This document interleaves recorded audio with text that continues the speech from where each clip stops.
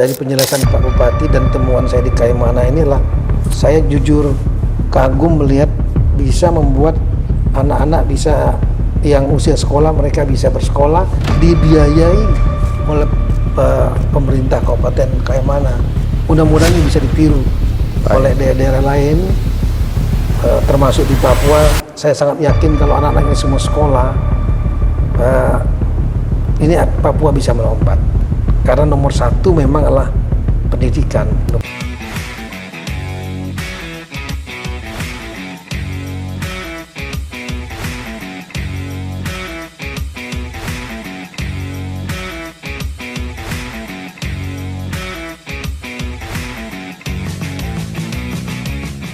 Selamat pagi. Selamat pagi Pak Bupati, Pak Freddy T. Saya pertama berterima kasih Pak Freddy. Saya bisa diterima dengan baik di Kaimana ini, dan kemudian sebelum saya datang ke Kaimana sebetulnya saya sudah banyak mendapat informasi tentang leadership Bapak, kepemimpinan Bapak, dan kemudian saya konfirmasi juga di YouTube Bapak punya channel sendiri, saya ikutin. Bagi saya Bapak adalah suatu pribadi yang unik untuk menjadi salah satu pemimpin bupati di tanah Papua.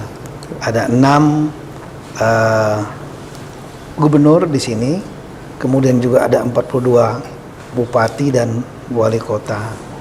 Nah, saya melihat bahwa saya sendiri 2 tahun sebagai Kapolda di Papua, 2012-2014, lumayan paham.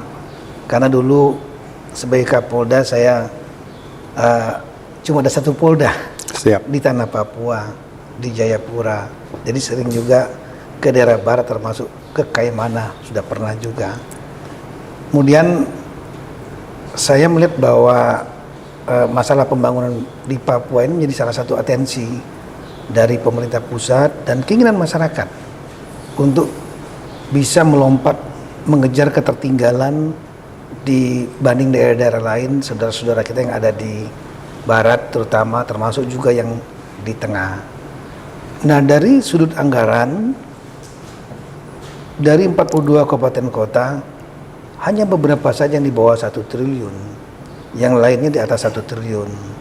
Ada bahkan beberapa yang menurut saya sangat tinggi karena adanya DBH, dana bagi hasil, seperti di Mimika yang hampir 6 triliun ya. Siap. Dan kemudian di Bintuni karena ada DBH di sana dari migas, kemudian 3 triliun lebih Teluk Bintuni. Kemudian juga ada yang cukup besar seperti di Merauke ya, 2,6 triliun kalau saya tidak salah, yang cukup besar. Bahkan di daerah pegunungan juga hampir semuanya di atas 1 triliun. Yang mungkin terkecil diantaranya adalah di Supiori yang penduduknya nggak sampai 50.000. Itu 780 miliar. Nah, ini besar dibandingkan beberapa daerah lain, provinsi lain di Indonesia yang juga saya paham, seperti di NTT, di Kepulauan Riau kecuali Kota Batam. Kemudian di Maluku. Artinya dari segi fiskal ada ruang untuk melakukan percepatan bangunan, apalagi adanya dana otsus yang sekarang naik dari 2% di AU nasional menjadi 2,25% berdasarkan undang-undang yang baru. Nah, tapi kita melihat bahwa Papua masih termasuk daerah yang banyak penduduk miskin, bahkan miskin ekstrim. Bahkan ada yang belum memiliki akses terhadap air bersih, listrik, dan lain-lain.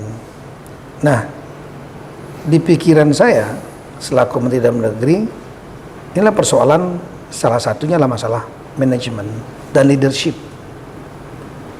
Artinya dana yang cukup besar ini seharusnya bisa dimanage dengan baik dalam rangka mempercepat pembangunan di Papua. Dan ini memerlukan leadership, pemimpin yang pandai manage, mengolah selain anggaran, juga mampu untuk mengetahui persoalan-persoalan di daerahnya itu, dan kemudian membuat terobosan-terobosan kreatif, dan yang lebih penting lagi adalah dekat dengan rakyat. Siap. Untuk bisa mengetahui persoalan-persoalan real, detail, apa yang terjadi di masyarakatnya, apa yang dibutuhkan. Nah, saya melihat bahwa Pak Bupati bagi saya adalah unik.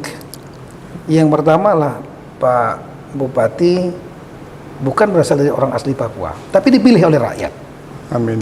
Dipilih rakyat. Ini saya pengen tahu juga kenapa bisa demikian. Yang kedua, saya melihat banyak sekali program-program Bapak yang sangat dekat kepada rakyat, dan itu memang sesuai dengan konsep untuk percepat pembangunan Papua. Seperti saya mendengar Bapak membuat sekolah gratis dari mulai SD, SMP, SMA, koreksi saya kalau saya salah. Siap. Dan kemudian saya jadi berpikir, dari mana anggarannya?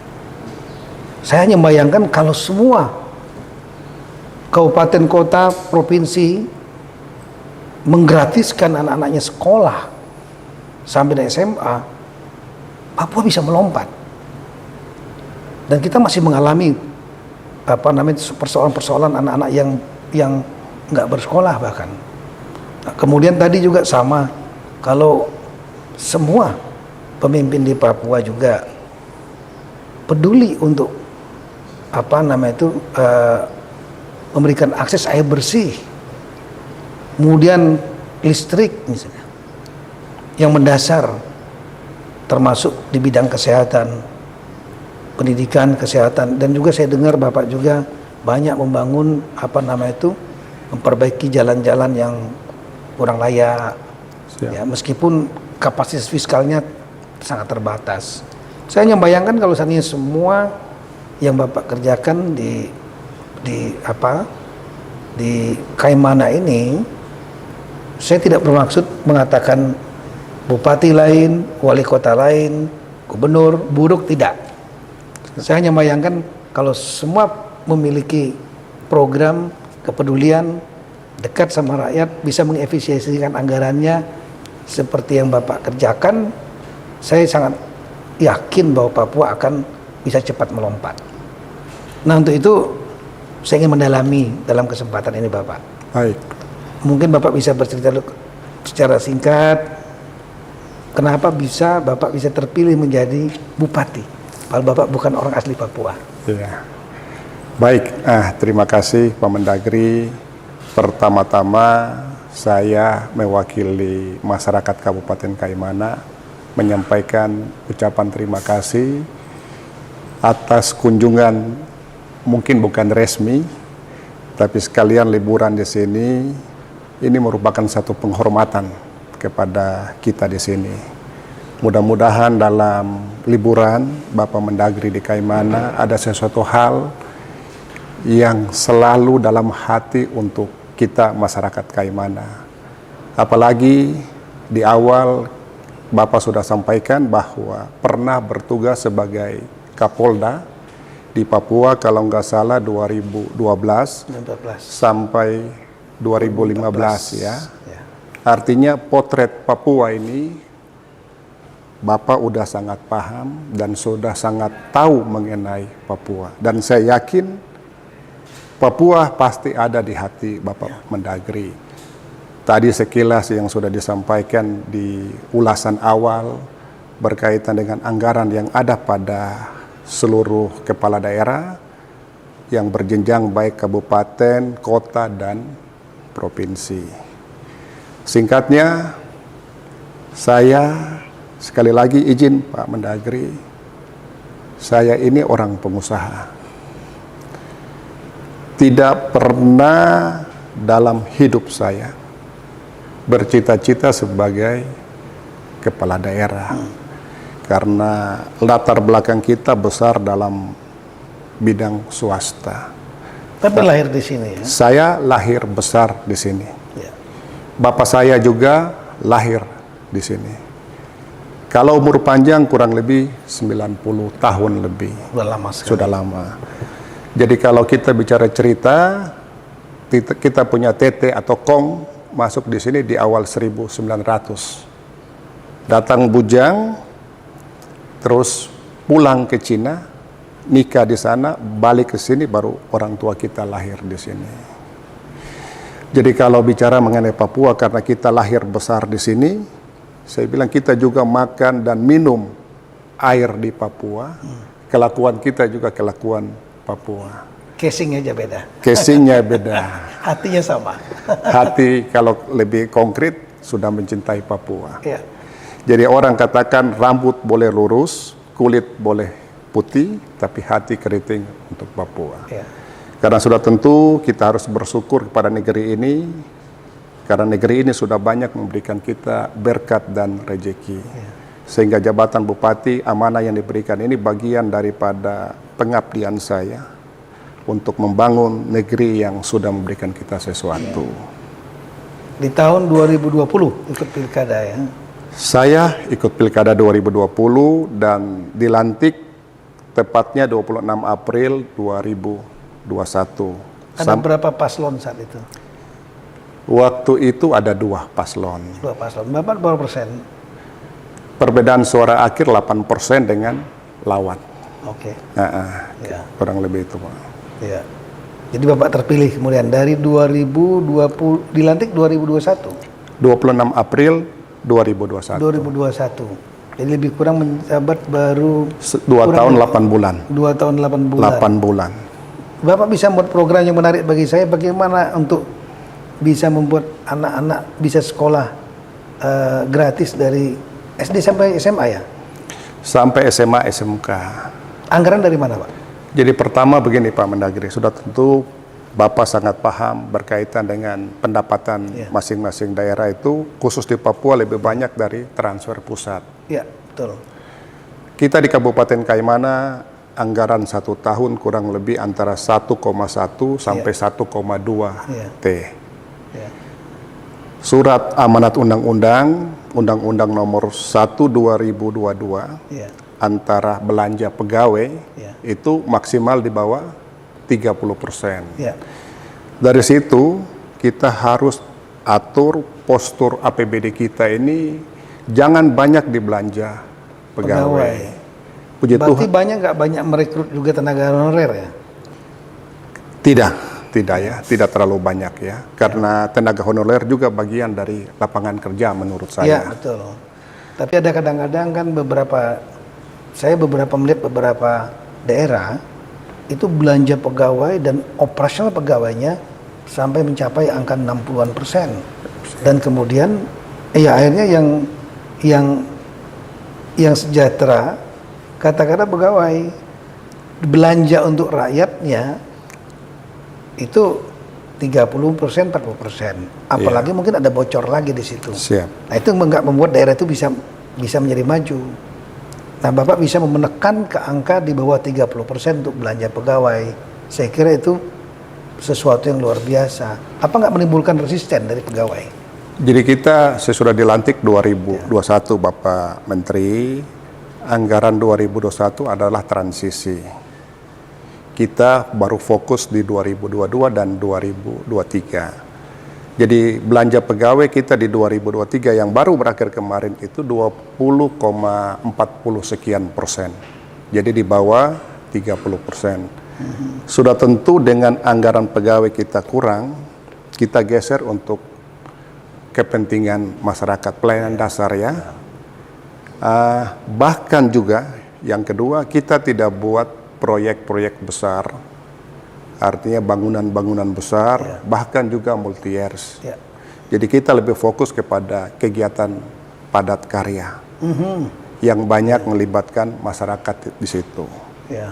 Sehingga dengan postur anggaran yang sisanya kurang lebih hampir 80% itu, kita patuhi amanat undang-undang atau mandatory spending untuk pendidikan 20%. Jadi 20%. 20%. 20% itu kira-kira penggunaannya buat apa, Pak?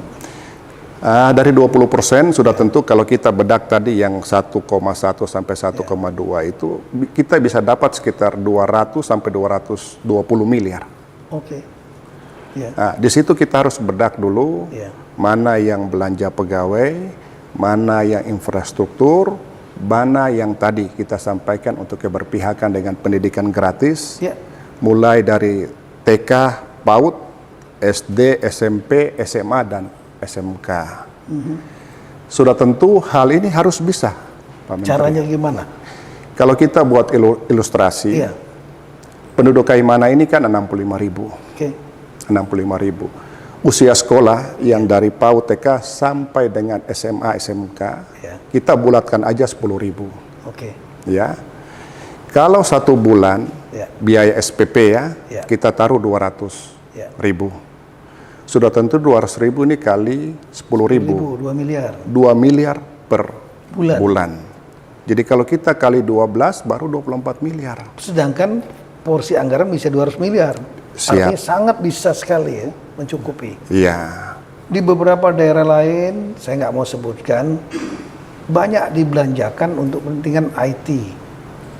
Buat inilah apa program ini, aplikasi ini untuk IT, kemudian peralatan untuk pendidikan yang sebetulnya belum urgent diperlukan daerah itu.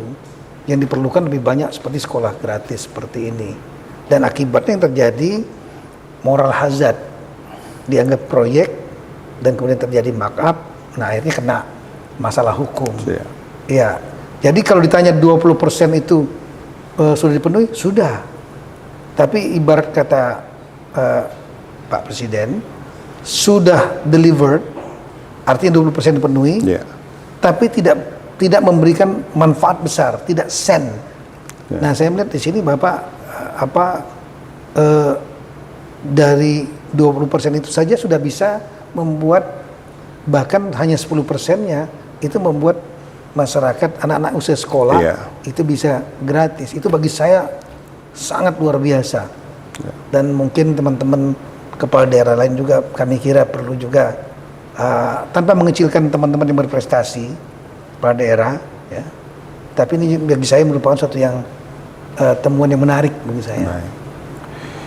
Jadi izin saya tambahkan sedikit, Ya. Pak Mendagri. Jadi waktu dilantik 2021, pas itu April, bulan Juni, Juli kan tahun ajaran baru. Banyak orang tua murid yang datang mengeluh. Artinya untuk tahun ajaran baru, itu ada sejumlah biaya. Biaya dari sekolah itu mungkin untuk baju seragam, buku, dan seterusnya, itu bervariasi. Antara 1 juta sampai 1,5 juta.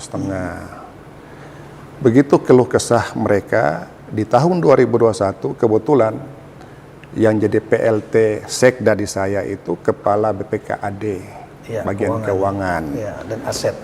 Saya panggil, saya tanya bagaimana kalau nanti bentuk intervensi kita untuk mendukung mereka ini, anggaran dari mana? Rupanya karena beliau orang keuangan, Ya. bisa Pak Bupati ada dana otsus. Dana otsus kita itu kan bervariasi ya, kurang lebih di atas 200 miliar. Ya. Ada block rent, specific rank, dan Ya. dana bagi hasil ya, Ya. dan peruntukannya sudah diatur. Ya.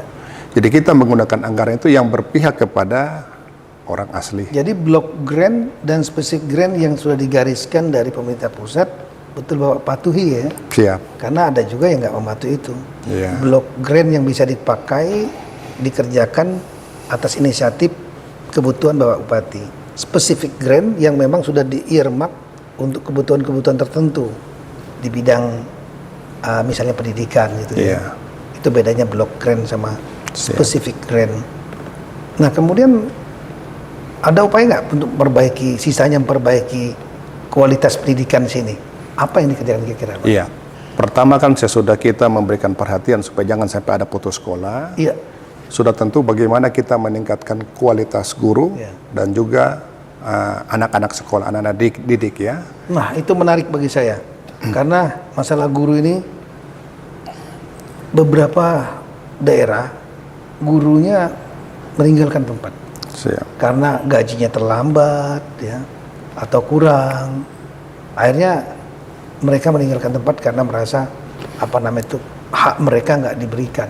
Gimana itu cara mengatasinya? Kalau persoalan guru meninggalkan tempat di tempat tugas, di sini juga masih ada Pak Menteri ya. Artinya karena pertama akses ke sana, Iya. yang kedua dari guru itu sendiri. Tetapi sebagai pemerintah daerah, kita tidak pernah menyerah dengan kondisi yang ada. Salah satu dalam pengawasan itu kan ada korwil-korwil di setiap ibu kota distrik yang kita minta supaya bisa memonitor guru. Puji Tuhan, karena kita di Kaimana ini jaringan komunikasi ini sudah lebih baik ya, lebih baik dari sebelumnya, sehingga kita ada bentuk grup WA. Jadi menyampaikan proses belajar mengajar di sekolah, khususnya kampung-kampung yang ada di luar. Ada berapa distrik sih? Kita ada 7 distrik. Yang sudah tercover oleh jaringan komunikasi? Kurang lebih 7 distrik ini sudah ada. Hanya kapasitas bandwidth-nya masih kurang. Jadi kalau ada cuacanya kurang bagus atau pemakaian lebih, lemot. Kira-kira itu. Jadi kita ada 7 distrik, 84 kampung. 84 kampung ini ada yang sudah dan juga ada yang belum. Harapan saya mudah-mudahan semua bisa tercover supaya ini menjadi bagian untuk aspek pengawasan kita berkaitan dengan guru dan juga tenaga kesehatan. Kalau sekarang untuk jumlah guru atau jumlah tenaga kesehatan kira-kira sudah cukup memadai atau masih kurang? Kalau saya lihat masih kurang. Masih kurang. Di mana? Di SD, SMP atau SMA? Secara berjenjang masih kurang. Masih kurang. Kalau SD, SMP sesuai kewenangan itu memang tanggung jawab daripada kabupaten, kota, bupati. Tapi SMA kan itu dikelola oleh provinsi ya. Kalau sekarang dengan adanya Undang-Undang Nomor 1 Undang-Undang Nomor 2 2021 itu kan kewenangan SMA dan SMK dikembalikan ke kabupaten. Sudah dikembalikan. Jadi menjadi tanggung jawab kita. Dan kalau menurut saya ini lebih baik karena mendekatkan pelayanan langsung kepada sekolah pada tingkat SMA dan SMK. Kalau di provinsi kan jangkauannya jauh. Sudah tentu kebutuhan-kebutuhan, kekurangan-kekurangan itu kan tidak setiap saat provinsi bisa ikuti. Saya melihat memang dari kapasitas fiskal yang ada ya, di Papua, sebetulnya banyak daerah-daerah yang anggarannya itu seperti kita di dalam data ini ya, yang anggarannya sebenarnya cukup tinggi. Coba lihat itu slide mengenai keuangan di tiap-tiap provinsi. Provinsi, kabupaten, kota. Ya seperti provinsi Papua kita lihat di sini. Yang ibu kotanya di Jayapura ya, itu ada 10 kabupaten kota di sana. Yang terendah hanya Supiori 780 miliar. Itu pun penduduknya nggak lebih dari 50.000 setahu saya. Itu adalah kabupaten terkecil seluruh Indonesia. Kemudian ada juga kapasitas fiskalnya kita lihat hampir ya Kirom sama Waropen yang di bawah 1 triliun. Yang lainnya di atas 1 triliun. Nah, kemudian kita lihat seperti Papua Barat. Papua Barat ini ya yang terendah adalah Manokwari Selatan 764 miliar. Tapi ada juga yang tinggi seperti Teluk Bintuni 3,2 triliun. Dia ada DBH, dana bagi hasil migas. Tapi yang lain-lain seperti Manokwari 1,5 triliun, Fak-Fak 1,4 triliun lebih, hampir 1, triliun. Ya, cukup tinggi. Teluk Wondama juga 1,2 triliun. Nah coba kita lihat yang lain. Papua Barat Daya yang ibu kotanya di Sorong, provinsinya 2,9 triliun, hampir 3 triliun. Maibrat yang juga nggak terlalu besar 1,2 triliun. Bahkan kita lihat Kabupaten Raja Ampat itu yang tertinggi 1,6 hampir 1,7 triliun. Ya. Sorong juga cukup tinggi 1,6 triliun. Ya. Rata-rata di atas 1 triliun. Saya lihat tidak ada satu pun yang di bawah 1 triliun. Kemudian kita lihat berikutnya lagi Papua Tengah yang ibu kotanya di Nabire. Itu anggarannya 2,7 triliun. Mimika tuh dalam catatan ini 5,1 triliun. Tapi data SIPD kita lebih kurang 6 triliun. 6T ya. Iya. Bahkan di daerah-daerah Nabire 1,5 triliun. Puncak Jaya 1,6 triliun. Kabupaten Puncak 1,6 triliun juga. Yang penduduknya yang mungkin hanya 100 ribuan ya. Lanjut kita lihat di Papua Pegunungan. Kita melihat ini Pegunungan Bintang 1,5 triliun, Yaukimo 2,1 triliun, Lanijaya 1,6. Yang terendah adalah Kabupaten Mamberamo Tengah. Itu pun juga penduduknya saya kira juga di bawah 50.000 mungkin ya. Nah, yang lain kita lihat Papua Selatan yang ibu kotanya di Merauke. Merauke sendiri 2,2 triliun target pendapatan, belanjanya 2,4 triliun. Dan nggak ada yang di bawah 1 triliun. MAPI, Asmat 1,7 triliun. Lanjut. Nah ini, jadi kalau kita lihat ini untuk pendapatan, target pendapatan Kabupaten Papua, seluruh tanah Papua itu lebih kurang 81 triliun. Sedangkan untuk budget belanjanya lebih kurang 89 triliun. Ini kalau dibanding dengan provinsi-provinsi lain, sebagian provinsi lain, ya, itu sebetulnya kapasitas fiskal cukup kuat. Cukup kuat. Iya, poin yang ingin menarik bagi saya dari penjelasan Pak Bupati dan temuan saya di Kaimana inilah, saya jujur kagum melihat bisa membuat anak-anak bisa yang usia sekolah, mereka bisa bersekolah dibiayai oleh pemerintah Kabupaten Kaimana. Mudah-mudahan ini bisa ditiru oleh daerah-daerah lain, termasuk di Papua. Saya sangat yakin kalau anak-anaknya semua sekolah, ini Papua bisa melompat. Karena nomor satu memang adalah pendidikan menurut saya, supaya bisa menjadi tenaga kerja yang baik, pendidikan dan kesehatan, SDM yang unggul. SDA memang kaya Papua, tapi berdasarkan banyak pengalaman negara-negara, justru SDM lebih baik, lebih penting daripada SDA. Apalagi kalau SDM-nya baik, SDA-nya kaya, daerah itu akan melompat. Kita melihat seperti Singapura yang tidak memiliki sumber daya alam apapun juga, hanya SDM, tapi mereka bisa melompat karena pendidikan kuncinya. Saya itu poin penting, Pak. Kalau boleh saya ke topik berikutnya juga yang menarik bagi saya, itu adalah Bapak membuat program bersih-bersih sampah. Ada istilah tagnya lah zero sampah. Kaimana nol sampah. Kaimana zero sampah. Dan saya sudah 2-3 hari mutar, baik di darat maupun di air, di laut. Bapak punya potensi wisata luar biasa di Triton, dan salah satu yang menjadi concern saya ialah faktor perusak nomor 1 laut itulah sampah. Tapi saya nggak banyak menemukan sampah di sepanjang perjalanan. Jadi sebetulnya saya tidak dalam rangka liburan juga gitu. Saya nomor 1 datang ke sini ingin karena tertarik melihat manajemen dan leadership Bapak.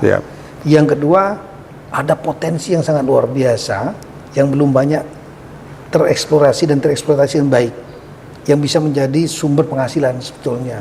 Dan itu mutiara terpendam, yaitu perairan Kaimana termasuk Triton gitu Pak ya. Bagaimana cara Bapak bisa membuat program bersih sampah ini? Karena saya lihat kota Kaimana salah satu kota yang saya anggap bersih dibanding dengan beberapa daerah di Indonesia. Apa programnya Pak? Apa yang dilakukan? Iya, baik Pak Menteri. Pertama, pasca terpilih, Kaimana ini kan punya potensi pariwisata. Sudah tentu kalau kita bicara pariwisata itu ada kolaborasi berapa hal. Selain spot pariwisata yang kita jual, kedua menyangkut kebersihan. Orang datang di satu daerah ini kan pasti juga melihat dari aspek kebersihan. Yang ketiga dari aspek toleransi.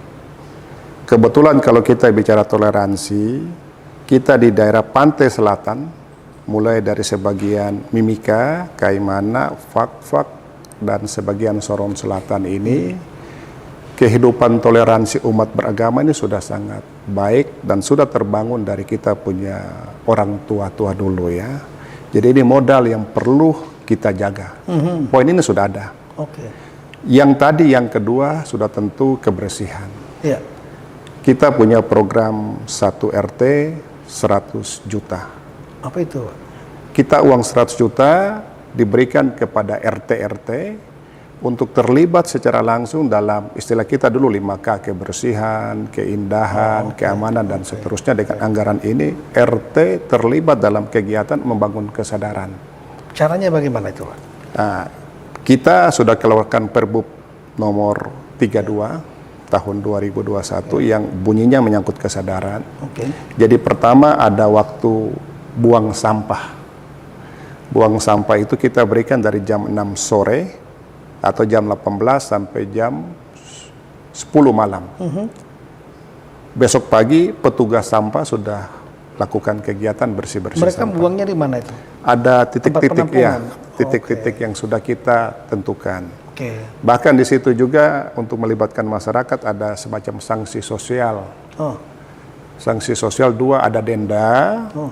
Bahkan masyarakat diminta terlibat. Kalau ada yang secara langsung buang sampah di pantai, suruh difoto, diupload di sosial media supaya. Makanya saya lihat di laut-lautnya nggak banyak sampah. Ya, memang tidak mudah, tapi kita harus mencoba ya.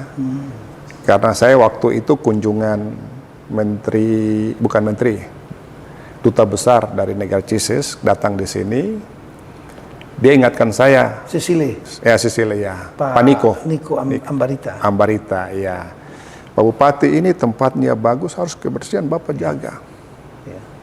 Nah, dia bilang Singapura membangun kesadaran kebersihan sampah ini kan butuh waktu yang panjang. Nah, sehingga disitulah menjadi inspirasi, saya harus berani mencoba. Bahkan dalam kunjungan kerja saya ke kampung-kampung itu, begitu mau naik speed atau perahu, saya kumpul anak-anak kecil yang di kampung ini, anak-anak kecil yang usianya masih SD di situ. Untuk merangsang mereka, saya sempat pegang uang 300-500. Saya bilang, adik-adik, anak-anak ini mau uang ini tidak? Kalau mau, ini ada tugas dari Bupati. Tugasnya apa? Kita lihat kita punya pantai bagus, kali ini bagus, supaya mari kita jaga sama-sama, tidak dengan buang sampah langsung ke kali atau ke laut.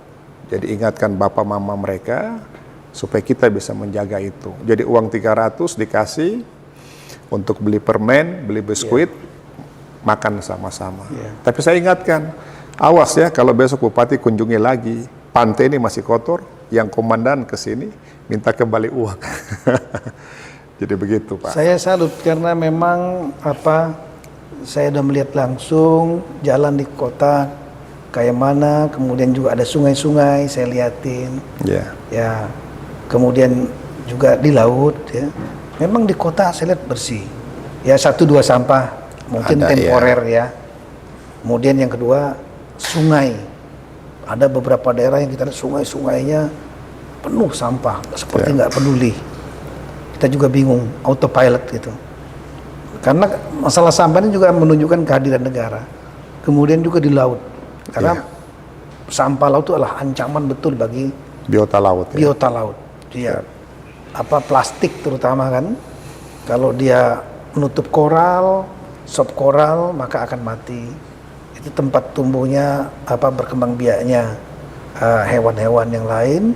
Yang kedua juga sampah itu plastik terutama itu kan kalau di laut seperti ubur-ubur, sehingga dia dimakan oleh ikan besar dianggap ubur-ubur, tapi tidak bisa dicerna, kemudian akhirnya mati, kura-kura mati, penyu, ikan-ikan besar mati, dan akhirnya merusak semua ekosistem. Nah saya melihat ada model yang sudah pernah saya lihat, paling tidak ada 3 model pengelolaan sampah. Satu adalah model yang melibatkan masyarakat. Kesadaran masyarakat. Ya, kesadaran masyarakat. Yang kedua adalah model yang dikelola sepenuhnya oleh pemerintah. Jadi pemerintah dengan pasukan sampahnya yang banyak. Mereka melakukan pembersihan ya, di jalan segala macam. Tapi ada yang ketiga adalah kolaborasi antara kesadaran masyarakat dengan upaya pemerintah simultan. Saya melihat ini sepertinya model di sini adalah model yang ketiga. Artinya masyarakat terbangun kesadaran dengan Bapak berikan insentif tadi 100 juta per RT untuk masalah salah satunya masalah kebersihan. Di samping itu juga pasukan sampah Bapak juga sepertinya efektif juga pasukan ya. kuning, iya. Sampai ke laut-laut, ke Siap. perairannya. Iya. Ini mudah-mudahan bisa menjadi model bagi yang lain juga. Kemudian yang topik lain Pak, yang juga saya menarik lah, Bapak membuat terobosan banyak sekali, diantaranya memperbaiki kampung. Ada program pembangunan perbaikan rumah per kampung 4 miliar. Benar. Dan itu memberikan dampak yang luar biasa di masyarakat, dirasakan. Gimana cara Bapak bisa mengaturnya itu? Baik Pak Menteri, pertama kalau kita cerita program ini kan kita jual waktu dalam tahapan kampanye ya. Kita menyampaikan hal ini dari pihak lawan, menyatakan bahwa itu tidak mungkin. Kompetitor lah, Ya, lawan. kompetitor. Dia tetap sahabat.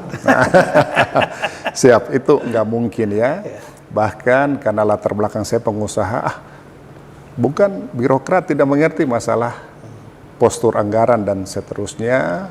Bahkan juga dibuat lagu yang seakan-akan itu lagu program 4 miliar tipu-tipu. Nah, puji Tuhan di hasil akhir kita menang dan saya komitmen dengan program ini, Pak Menteri. Program ini sekali lagi rehab rumah. Jadi rumah masyarakat yang sudah ada, belum selesai dalam arti belum plester, belum punya pintu jendela, belum plafon, lantai juga belum keramik atau semen, kita selesaikan. Di anggaran kita 2021 perubahan, kita 4 kampung. Oke. Di dokumen 2022 itu 26 kampung. Oke. Dokumen 2023 kemarin yang baru berakhir itu 27. Berarti 30 tahun 57 kampung. 57 kampung kita jumlahnya 84. Ya. Di sisanya nanti di dokumen 2024. Jadi semua Bagaimana kampung Bapak bisa membuat yang ini yang perlu diperbaiki, yang rumah ini perlu diperbaiki? ya sudah tentu sesudah kita berjalan ya kurang lebih 2 tahun lebih. Program 4 miliar ini karena janji kita satu kampung 4 miliar. Sesudah berjalan, kalau kampung itu kecil dalam arti jumlah rumah, uang ini besar. Sudah tentu semua bisa tersentuh. Tapi kalau kampungnya besar, jumlah rumah banyak, belum tentu semua bisa tersentuh. Nah, sehingga kalau saya evaluasi 2 tahun lebih ini program yang berpihak langsung kepada orang asli Papua. Karena 84 kampung ini semua orang asli yang tinggal di sana, semua. Tidak ada pendatang. Nah, sehingga kalau Tuhan sayang kita masih diberi umur panjang, ya sudah tentu tanggung jawab kita untuk melihat yang belum tersentuh. Uang yang 4 miliar tadi itu diberikan kepala kampung atau dikelola oleh kabupaten tapi berdiskusi dengan masyarakat kampung? Jadi uang 4 miliar ini dikelola oleh dinas terkait ya, dalam hal ini pertanahan dan perumahan, melibatkan pihak konsultan, pihak ketiga, sehingga nanti pekerjaan itu pihak ketiga. Tapi untuk menentukan yang mana perbaiki, ini ada diskusi tidak dengan pihak kampung? Sudah tentu harus turun antara dinas dan konsultan untuk mengambil data dan berkompromi tadi. Kira-kira rumah-rumah mana saja dan hitungan nilai nominal per rumah itu berapa. Oh, dihitung juga ya? Iya. Jadi dari 4 miliar itu kita tidak bikin paket besar 4 miliar, kita paket di bawah 1 miliar. Dengan harapan ini bisa menjadi penunjukan langsung untuk keberpihakan kepada kontraktor-kontraktor putra daerah. Jadi melibatkan juga kontraktor putra daerah? Siap. Jadi mereka juga memiliki win-win solution buat mereka ya? Benar. Bahkan dari program ini bukan hanya masyarakat mendapat rumah saja Pak Menteri, tetapi juga ada lapangan kerja dan juga ada pertumbuhan ekonomi. Betul. Jadi izin kalau saya boleh. Ini yang dimaksud padat karya itu. Ya. Kalau saya boleh buat satu perumpamaan, satu kampung ini kan 4 miliar. Kita hitung-hitung gampang saja. Ini rehab satu rumah 100 juta. Berarti ada 40 rumah yang kita kerja dalam satu kampung. 40 dikali 26 berarti ada kurang lebih 1040 rumah yang kita kerja. Kalau satu rumah pekerja, tukang kayu, tukang batu, atau tukang lain, buruh kasar maksud saya, kita taruhlah 5 orang. Berarti 5 kali 1000 sudah 5.000 yang bekerja. Dan juga bahan-bahan lokal, pasir, batu, kayu, masyarakat bisa nikmati juga. Uang akan beredar juga di kampung. Jadi ada lapangan kerja, ada juga pertumbuhan ekonomi, dan juga ada perputaran uang di sana. Dan juga ini bisa untuk menanggulangi kemiskinan dan termasuk kemiskinan ekstrim. Karena masalah perumahan juga menjadi salah satu penentu untuk naik kelas, keluar dari kemiskinan ekstrim, kemiskinan. Kalau saya begini Pak Menteri, mindset berpikir saya ini kita harus membuka paradigma atau kebiasaan ya. Kita memulai dari rumah.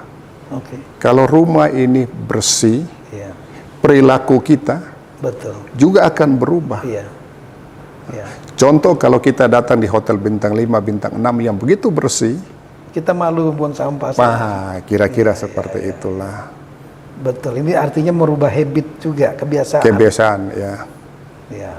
Menjadi lebih baik. Ada lagi program yang juga saya lihat Bapak membuka akses air bersih. Karena di daerah tertentu banyak yang belum mendapatkan akses air bersih. Saya sendiri punya pengalaman yang kurang begitu populer mungkin ya, atau ya jadi satu kejutan bagi saya ketika saya datang di satu tempat di Papua.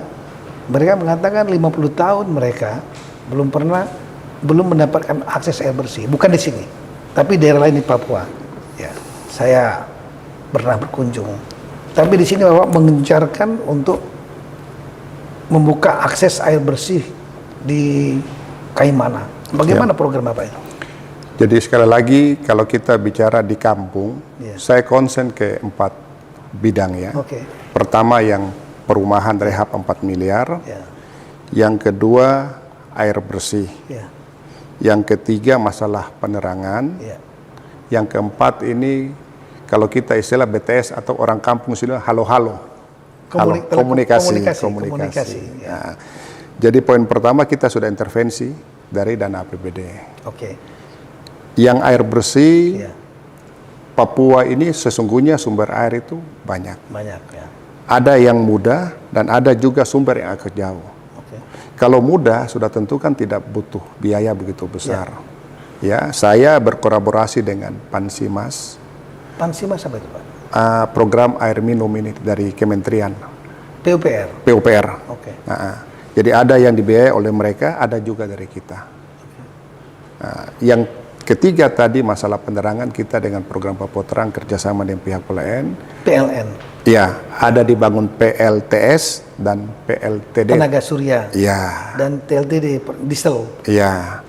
Yang keempat tadi jaringan komunikasi. Puji Tuhan kita sudah dibantu lewat program bakti ataupun yang reguler itu sudah bisa mengcover sekitar 60 BTS yang tersebar di Kabupaten Kaimana. Kalau kita lihat masalah BTS ini mungkin ya kemarin rame-rame ada yang tidak selesai, kita di Kaimana puji Tuhan selesai puji Tuhan. Artinya akses komunikasi sudah banyak dinikmati masyarakat. Sudah tentu. Dan itu sangat membantu sekali. Sangat membantu. Selain mereka bisa juga berkomunikasi dengan anak-anak mereka di beberapa kota studi, juga sebagai pengawasan untuk melihat perkembangan anak mereka di kota studi. Yang saya juga lihat di YouTube Bapak, menarik bagi saya, Bapak juga punya passion untuk mengembangkan swasta, khususnya UMKM, usaha menengah, kecil, ya, dan mikro. Apa yang Bapak kerjakan untuk mendorong UMKM itu? Karena ini UMKM lah sektor real sebetulnya. Jadi sudah tentu tadi latar belakang pengusaha sangat malu kalau nanti UMKM tidak tumbuh. Karena Bapak entrepreneur pengusaha ya. Pengusaha. Tahu betul ya. Sangat paham ya.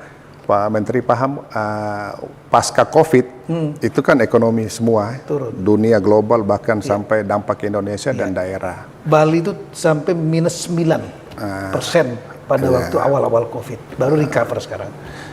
Sudah tentu ekonomi kan dimulai dari ekonomi rumah tangga, keluarga. Jadi saya bilang orang bisa pintar itu apabila punya uang. Iya. Kalau tidak punya uang, mana bisa sekolah tinggi. Jadi kita dorong dengan membangun beberapa tempat pujasera. Iya. Di dalamnya itu ada lapak-lapak UMKM di dalamnya, dan juga ada tempat hiburan, senilah kira-kira di situ. Dan juga food court di Taman Jokowi itu. Iya. Ya, puji Tuhan begitu kita bangun Sambut Gaung ini ada perhatian dari Kementerian PUPR, sehingga ada penataan kita punya. Dibangun oleh PUPR. Iya, ditata lebih bagus lagi. Berarti Bapak juga melakukan lobby ya? Siap. Nah, Iya. untuk membuat lobby penting juga. Iya, network atau jaringan Iya. Pak Menteri. Nah ini UMKM ini hanya UMKM bidang pangan atau UMKM lain seperti misalnya seni atau yang berasal dari barang-barang tradisional yang ada di sini. Jadi semua ya, mulai dari kerajinan Kerajinan. yang kita bilang nokeng atau mungkin aksesoris Papua, dan juga yang menyangkut oleh-oleh, camilan-camilan, makan minum, bahan olahan juga. Kita ada punya program di Perindakop, yaitu bantuan modal. Bantuan modal bervariasi, ada 2,5 juta, 5 juta, dan 10 juta. 2,5 juta ini kategori penjual pinang, penjual nasi kuning, ya. Yang 5 juta kategori kios atau rumah makan. Sedangkan yang 10 juta untuk kategori kerajinan. Jadi tiap tahun ada anggaran yang kita sisihkan untuk mendukung tadi UMKM. Di sini ada pasar mama-mama juga. Pasar mama-mama masih belum, jadi masih pasar umum ya. Pasar umum. Pasar umum. Oke. Tapi juga ini tidak membedakan ya antara pedagang yang asli orang Papua dengan pendatang. Semua diberikan bantuan atau ada prioritas? Ada persentase. Oke. Persentase ya 80-20. 80 untuk pengusaha asli Papua, 20 pendatang. Karena kita menyadari pendatang ini sudah lebih siap berkompetisi ya. Iya, dia punya jaringan juga. Sudah lebih siap. Kalau kita yang masih OAP ini perlu membangun kepercayaan diri dan juga pendampingan modal supaya mereka bisa juga punya peran di situ. Selain dari APBD, apakah untuk membantu UMKM juga diperkenalkan mereka dengan perbankan, misalnya bank perkreditan rakyat yang memiliki kredit usaha rakyat yang rendah bunganya, atau masih mengandalkan sepenuhnya APBD? Dulu sebelum saya bupati itu ada kerjasama Pemda dengan pihak bank. Jadi ada dana yang kita taruh di bank yang dikelola oleh bank untuk mendukung pinjaman masyarakat dalam tadi mendukung UMKM. Ternyata berjalan itu menjadi catatan BPK karena ada temuan karena tidak pengembalian 100%. Dari konsultasi itu kita langsung nanti dalam bentuk pemberian modal. Dari APBD. Yang berikut dalam hal KUR ini skalanya sudah skala usaha yang sedikit di atas, yang memerlukan modal sedikit. Itu sudah juga dibantu langsung dengan pihak bank. Karena ada beberapa persyaratan yang mereka harus lengkapi selain surat-surat usaha. Itu harus mereka penuhi, dan juga harus ada survei baru bisa diberikan. Tapi yang mikro, ultra mikro diberi bantuan dari APBD langsung. APBD langsung. Oke. Terus jadi, program apa lagi yang Bapak kerjakan, terobosan-terobosan inovasi yang dikerjakan dalam rangka untuk mempercepat pembangunan? Sudah tentu bukan hanya tadi sumber daya manusia, juga infrastruktur jalan ya. Saya perintahkan Dinas PU untuk Kaimanah dalam kota itu semua jalan lingkungan harus kita tangani. Ya. Begitupun juga drainase-drainase Ya. kita harus benahi. Sedangkan jalan antar distrik, jalan antar kampung, ini sekali lagi wilayah kita cukup luas. Ya. Wilayah Kabupaten Kaimana terdiri lautan dan daratan itu kurang lebih 36.000 km persegi. Ya.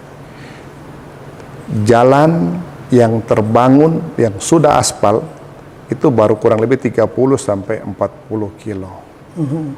Sehingga sebagai kepala daerah untuk Jadi belum terkonek semua distrik dari jalan darat ya? belum. Oke. Jadi untuk pelayanan ke kampung, ke distrik, kita tempuh lewat laut atau lewat kali. Walaupun wilayah kita ini satu kesatuan Pulau Papua ini. Iya. Karena akses jalan belum, sehingga kita harus lewat laut dan sungai. Harapan saya, ya mudah-mudahan dengan podcast ini, ya pihak pemerintah pusat juga bisa melihat ya, untuk akses jalan ini.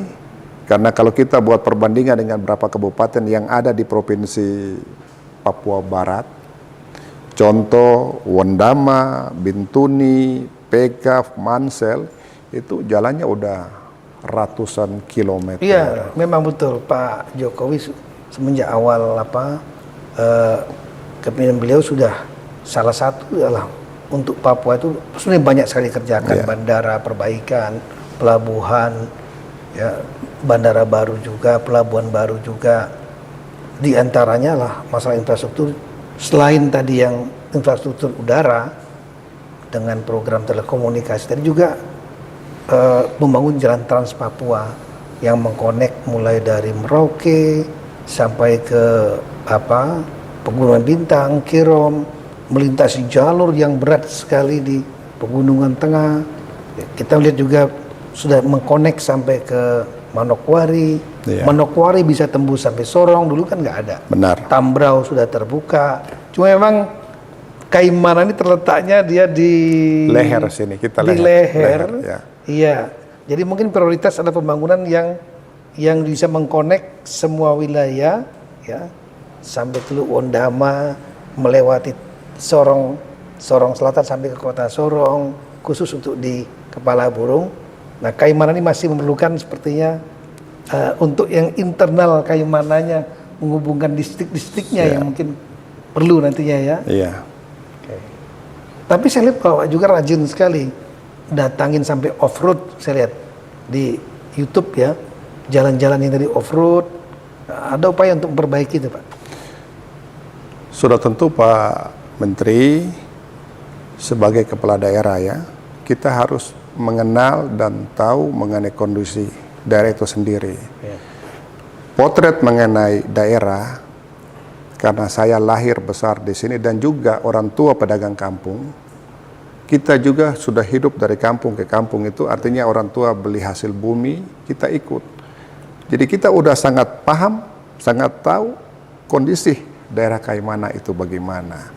Begitu amanah yang diberikan, itu menjadi keterpanggilan kita supaya lebih tahu potret-potret daerah itu sendiri, baik di kampung, di distrik, sehingga nanti dalam pembahasan anggaran dengan OPD-OPD terkait, artinya kita udah tahu, kalau contoh dia usul untuk bangun sekolah, atau bangun pustu, karena kita udah lihat, ini tidak perlu sampai bangun baru, ini cukup kita rehab ringan atau rehab berat. Jadi itu bagian anggaran juga yang bisa kita efisiensi untuk mendukung kegiatan-kegiatan lain. Nah, ini tadi masalah efisiensi, itu menarik bagi saya, karena tidak semua kepala daerah paham mengenai detail bagaimana menyusun APBD dan mengeksekusi APBD, sehingga akhirnya sangat tergantung kepada stafnya, mulai dari Sekda, Bapeda, Kepala BPKAD dan para OPD. Yang jadi masalah adalah kalau seandainya semuanya baik, maka efisien. Tapi di sini saya melihat Bapak mampu mengefisienkan itu. Artinya kesan saya, Bapak terlibat langsung dalam penyusunan APBD dan sepertinya cukup detail. Apa Bapak melakukan itu? Izin Pak Menteri, saya lakukan. Jadi sampai pembahasan dengan masing-masing OPD, saya ikut. Jadi item per item, saya minta penjelasan. Dari penjelasan itu, saya yang mengambil keputusan, apa harus kita setujui atau tidak. Contoh dari pendalaman itu, saya harus katakan masih banyak hal-hal yang berpihak kepada belanja pegawai, baik itu perjalanan, ya makan minum, ya kira-kira itu. Kita hitung saja kalau banyak perjalanan keluar, banyak perjalanan ke dalam, belum BBM itu kan besar sekali. Nah, begitupun tadi yang saya bilang masalah infrastruktur, yang harusnya tidak perlu bangun baru, kita bisa rehab ringan saja, bisa rehab berat, sampai seperti itu. Salah satunya saya lihat juga untuk Bapak menekan biaya pemeliharaan pemeliharaan kendaraan. Terobosan Bapak adalah melakukan sewa kalau saya tidak salah. Ya, jadi kita sewa. Kenapa kita sewa? Supaya kita bisa menekan kos pemeliharaan. Jadi yang kita sudah lakukan itu di tahun 2022 untuk eselon 2. Kita sewa mobil, kelasnya Innova. Jadi kalau kita bicara sewa ini di Papua per bulan kurang lebih per mobil 15 juta. Jadi kalau 1 tahun berarti kan 180. Kalau kita taruhlah 20 mobil, berarti 3,6. Kalau kita beli Innova 1 600, 600 kalau kita kali tadi 20, 3 kendaraan ya. Oh, 600 ke 20. Iya, berarti kan 12 miliar. Artinya space-nya ada perbedaan di sini. Yang menguntungkan kita tadi tidak ada lagi biaya pemeliharaan. Yang kedua, kita harus jujur, kalau itu menjadi milik pemerintah daerah, barang ini tidak dirawat. Bahkan yang lebih konyol kalau dipindahkan, barang ini pun dibawa. Dan itu banyak itu yang begitu. Ya, dan itu akan jadi masalah. Masalah hukum juga. Ya, begitu, masalah sosial juga lagi. Siap, Pak. Cemburuan segala macam. Jadi salah satu terobosan mengurangi itu, termasuk pemeliharaan kendaraan adalah sewa ya. Kita sewa. Bahkan yang sudah tidak layak supaya tidak menimbulkan beban APBD, saya sudah di atas sekian tahun ya, yang bisa boleh kita lelang. Supaya itu juga merupakan pendapatan asli daerah nantinya. Nah, tadi Bapak mengefisienkan anggaran ini terutama untuk belanja operasional pegawai. Di antaranya mengurangi perjalanan dinas, rapat-rapat yang tidak perlu, makanan minuman yang mungkin berlebihan Bapak kurangi. Apa nggak menimbulkan resistensi di antara pegawai? Gimana mengatasinya? Sudah tentu pasti ada penilaian ya. Bahkan bupati ini terlalu tajam ini istilah mereka. Tapi dalam hati saya untuk baik negeri apapun kita harus tegak lurus. Tapi Bapak juga sampai kepada mereka bahwa itu uang yang diefisienkan itu nanti akan larinya kepada masyarakat. Sudah tentu Pak. Kita sampaikan hal ini, kita efisiensi untuk mendukung visi misi kita ya. Apalagi dengan pilkada serentak Pak Menteri, jabatan kita bukan 5 tahun. Ya. Visi misi yang harus 5 tahun ini jadi 3 tahun. Sudah tentu dengan efisiensi anggaran ini untuk menjabarkan nanti visi misi kita yang 5 tahun itu. Contoh konkret saya sampaikan. Program 4 miliar rehab rumah. Kita ada 84 kampung, ke 84 bagi 5 tahun, berarti sekitar 16-17 per tahun. Ini 3 tahun jadi bisa 26 sampai 27. Sudah tentu butuh juga anggaran yang besar. Jadi saya dalam pembahasan dengan tim terkait, tim anggaran, bahkan yang operator terkait, saya sampaikan bahwa yang kita utamakan itu pertama belanja visi misi. Yang kedua yang prioritas yang harus kita penuhi. Ini potensi sumber daya alam termasuk pariwisata di Kalimantan ini kan sangat luar biasa dan sepertinya belum banyak tereksplorasi baik untuk mendapatkan tambahan PAD, pendapatan asli daerah, termasuk juga untuk mendorong ekonomi masyarakat. Triton misalnya itu kan luar biasa betul. Siap, ya. Salah satu yang mendapat saya terindah di Indonesia, mungkin di dunia. Baik. Terutama soft coral yang sangat-sangat beragam, colorful, berwarna-warni, dan juga kekayaan ikannya Pak yang banyak sekali titik-titiknya. Ini harapan Bapak apa yang sudah Bapak kerjakan, dan kira-kira apa yang perlu dikerjakan atau didukung dari pemerintahan baik provinsi maupun pemerintah pusat?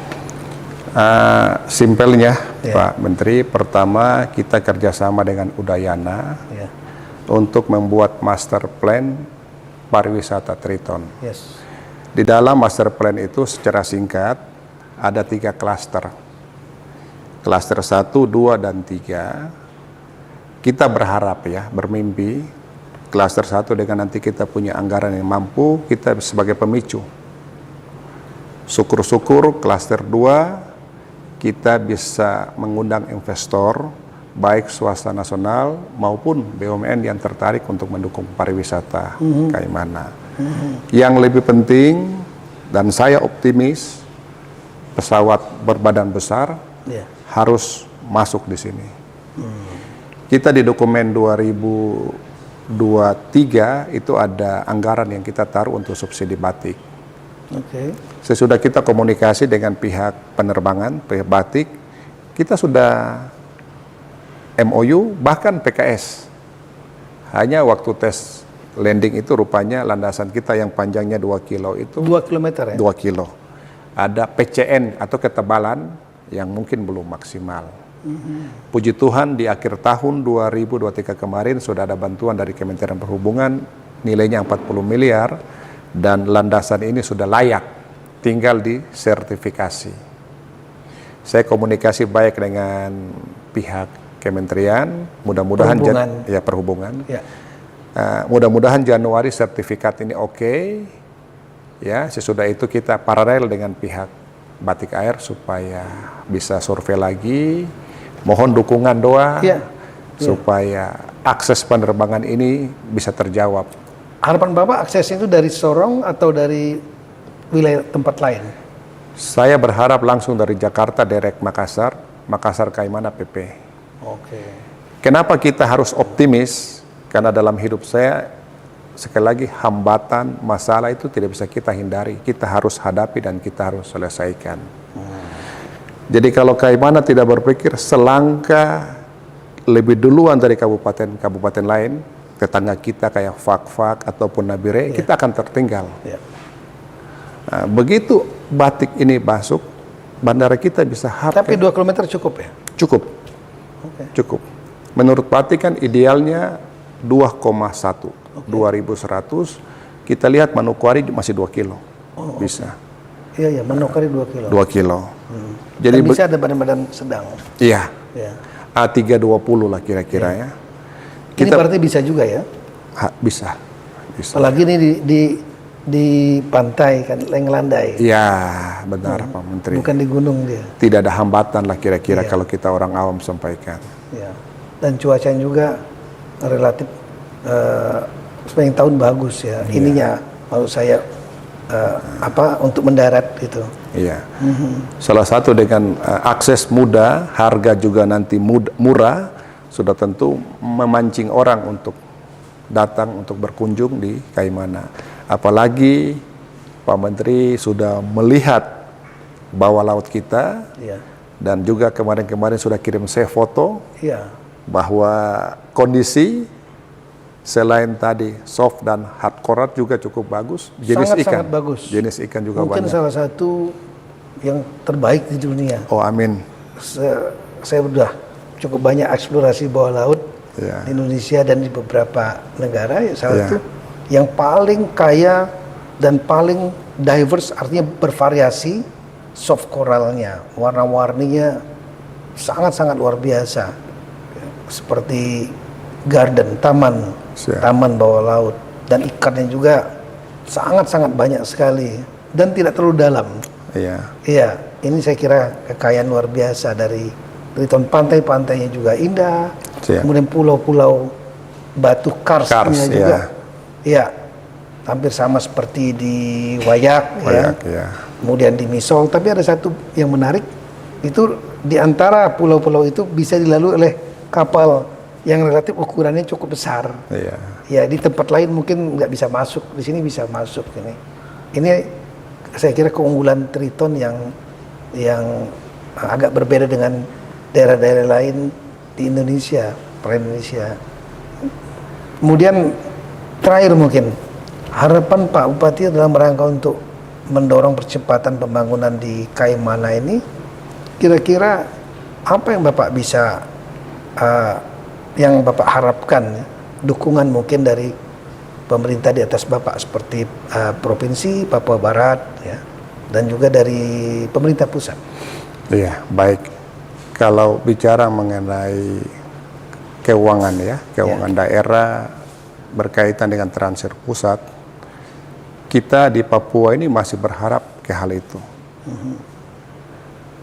Tetapi sebagai pemerintah daerah Dari DAU, ya, dana alokasi umum, DBH tidak ada ya? DBH ada juga. Ada DBH dan dana otsus. Otsus ya. Okay. Dan dana DAK juga. Iya, dana Tapi alokasi khusus. kita tidak bisa tergantung di sini. Harus juga swasta ini Ya, PAD. tumbuh. Ya.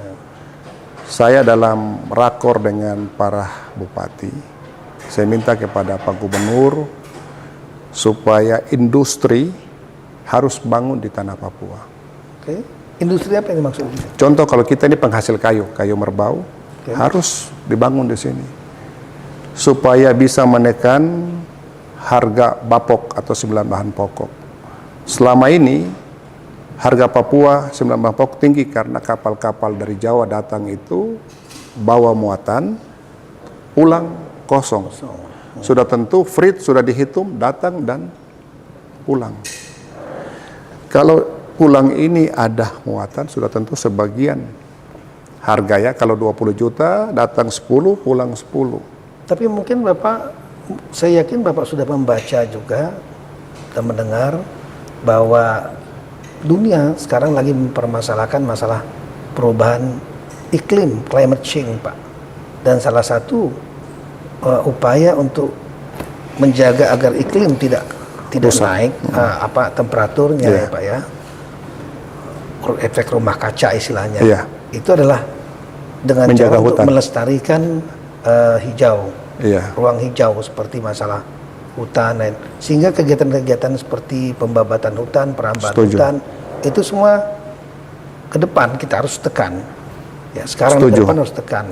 Kalau saat ini kita mengandalkan dari logging kayu merbau, apa nanti nggak merusak lingkungan, Pak? Artinya ada lagi upaya yang lain? Artinya tadi ilustrasi ya. Kalau kita kan penghasil kayu, di Papua ini kan yang sudah berjalan ini kan Freeport. Dengan dibangunnya smelter ke Gresik itu, sesungguhnya bagi saya pribadi saya sangat tidak setuju. Harusnya dibangun di tanah Papua. Tapi saya nggak tahu pertimbangan pemerintah pusat seperti apa. Mungkin masalah power salah satunya, listrik perlu biaya besar, ya, karena smelter memerlukan power ya, memerlukan energi untuk membangkitnya. Salah satu itu. Yang kedua mungkin yang saya baca, pembangunan smelter biasanya harus nggak jauh-jauh juga dari pemanfaatan tailingnya. Tailingnya itu adalah diantaranya zat kimia yang sehingga perlu dekat juga dengan pabrik petrokimia yang mengambil tailingnya itu untuk menjadi pupuk dan lain-lain. Dan itu adanya salah satunya adalah di Gresik. Situ ada industri petrokimia, salah satunya itu. Selain masalah power tadi, kesiapan power ya. Itu. Tapi ya ke depan mudah-mudahan nanti akan dibangun seperti itu. Iya, artinya dengan ada industri ini kan pasti ada pertumbuhan ekonomi dan lapangan kerja. Karena kalau kita mengharapkan kita punya APBD untuk mendongkrak IPM, itu tidak signifikan. Kecuali tadi peran swasta, baik swasta nasional maupun PMA yang mungkin punya investasi di tanah Papua. Dengan berbagai upaya yang Bapak lakukan, terobosan yang untuk mempercepat pembangunan di Kaimana dan banyak sekali yang sudah Bapak kerjakan itu, ini Bapak sudah pernah mengevaluasi bahwa kemiskinan masyarakat sudah mulai berkurang. Kemiskinan ekstrim yang menjadi target pemerintah juga untuk ditekan serendah mungkin bila perlu 0% itu sudah banyak berkurang. Sudah pernah nggak melakukan evaluasi itu, Pak? Sudah tentu kan data yang diambilkan data BPJS ya, BPS ya. Data BPS untuk Kabupaten Kaimana, kemiskinan ekstrim dan stunting itu sudah berkurang. Nah, hanya PR kita khusus untuk stunting, kita sudah intervensi dengan pola bapak asuh, bahkan pemberian asupan makanan dan vitamin, tapi juga kendala kita kembali ke karakter atau kultur dari mereka sendiri ya. Pola asuh dari orang tua. Kadang mungkin orang tua tidak telaten, anak-anak mungkin kondisi fisik tidak terlalu sehat, jadi mungkin makan sedikit rewel, mereka tidak sedikit telaten untuk berikan itu. Nah, ini PR kita untuk ya khususnya dalam kita dalam kota kelurahan Kaimana Kota dan Kroi ini, hal-hal ini bisa tidak harus terjadi seperti itu. Saya hanya mungkin memberikan saran saja. Stunting ini kan adalah pertumbuhan otak dan tubuh yang kurang baik karena kekurangan gizi di 1000 hari awal kehidupan, 9 bulan di dalam kandungan dan 2 tahun di luar kandungan. Itulah masa kritis untuk berkembangnya otak dan tubuh. Nah, di saat itu perlu ada kecukupan gizi. Di antaranya yang paling utama adalah protein.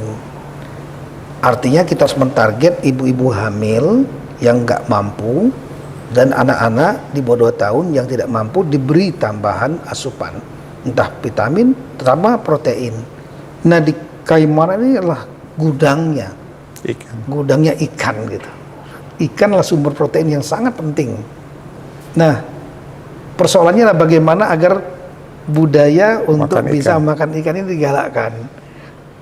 Di beberapa daerah tertentu, saya melihat yang penghasil ikan juga terdapat banyak sekali stunting. Kenapa? Karena anak-anak itu bosan makan ikan, ibu-ibu hamil bosan makan ikan, ikannya dijual, kemudian dibeli makanan olahan, misalnya mie instan, dan kemudian yaitu makan oleh mereka.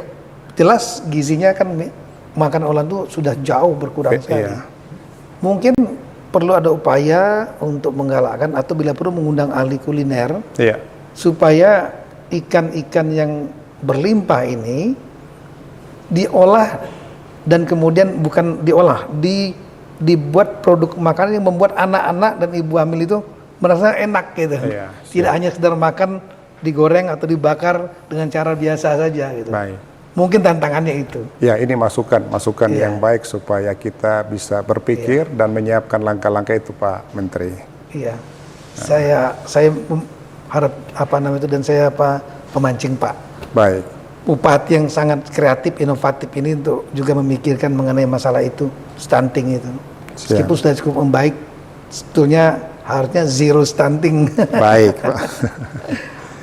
Pak Bupati, saya berterima kasih banyak atas waktunya dan juga bisa berdiskusi. Memang saya spesifik datang ke Kaimana karena terpancing dengan YouTube Bapak dan channel-channel Bapak, termasuk juga informasi-informasi yang saya terima tentang terobosan kreatif yang Bapak lakukan. Yang paling utama saya melihat itulah bisa membuat sekolah gratis itu. Saya hanya membayangkan kalau semua daerah, semua di Papua, anak-anak usia sekolahnya semua, para bupati, 6 gubernur, bisa membuat anak-anak usia sekolahnya semua yang bersekolah, itu akan mempercepat pembangunan di Papua. Mereka akan menjadi sosok-sosok SDM yang kreatif, sumber daya manusia yang kreatif, inovatif, terdidik, terlatih, dan sehat, dan dengan sumber daya alam yang melimpah. Ini Papua bisa menjadi lebih maju. Saya pertama kali wawancara resmi ya dengan Pak Bupati, tidak ada niat unsur politik apapun, tidak ada niat untuk mempromosikan Bapak juga tidak. Tapi semata-mata saya hanya terpancing dan mengagumi dengan langkah-langkah yang Bapak lakukan. Harapan saya apa yang Bapak kerjakan ini dapat bisa memotivasi teman-teman kepala daerah lainnya untuk mengefisienkan anggaran dan kemudian peduli kepada masyarakat, karena Bapak sangat rajin saya lihat turun ke masyarakat sampai ke daerah-daerah terpencil, menggunakan trail off-road, berdiskusi dengan masyarakat sehingga tahu persis permasalahan-permasalahan secara detail dan sehingga solusinya juga tepat di tiap-tiap tempat yang Bapak kunjungi. Saya juga kagum dengan program bersih-bersih Bapak dan juga terobosan-terobosan yang langsung menyentuh masyarakat.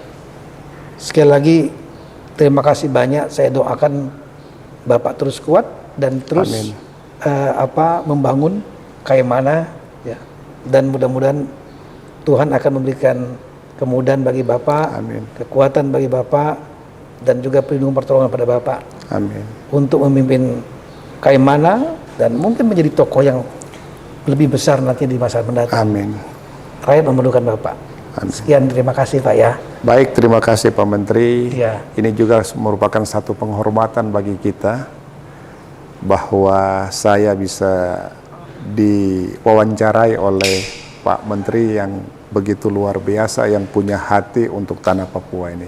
Saya mendoakan semoga Bapak juga sehat dan keluarga, dan juga dalam tugas dan tanggung jawab untuk bangsa negara ini bisa lebih baik untuk Indonesia yang kita cintai menuju Indonesia Emas 2045. Terima kasih, Tuhan memberkati. Terima kasih. Wassalamualaikum warahmatullahi wabarakatuh. Tuhan berkati Bapak. Amin. Iya. Kalau dari kampung ke kota pakai perahu ini. Pakai ini. Di dalamnya bisa mereka masak, tidur, dan berhari-hari dalam perjalanan. Mudah-mudahan simbol ini kan simbol kemiskinan, harus lebih maju lagi nanti. Betul. Kajian lokal ya. Dari nama Tota. Nama Tota ini salah satu kampung penduduknya semua Islam. Pertama agama Islam masuk di nama Tota. Dan punya keunikan, dulu itu ada SD, SD-nya SD YPK. Sampai hari ini Yayasan Pendidikan Kristen. Kristen, masih Kristen, walaupun Islam di situ. Toleransi berarti luar biasa. Luar biasa, iya. Ini dari ini ya Pak, Pandan kali ya. Pandan, iya, Pandan, iya, oke. Jadi ini kalau digantung leher supaya Pak Menteri ingat Kaimana terus. Noken besar. Noken besar, iya.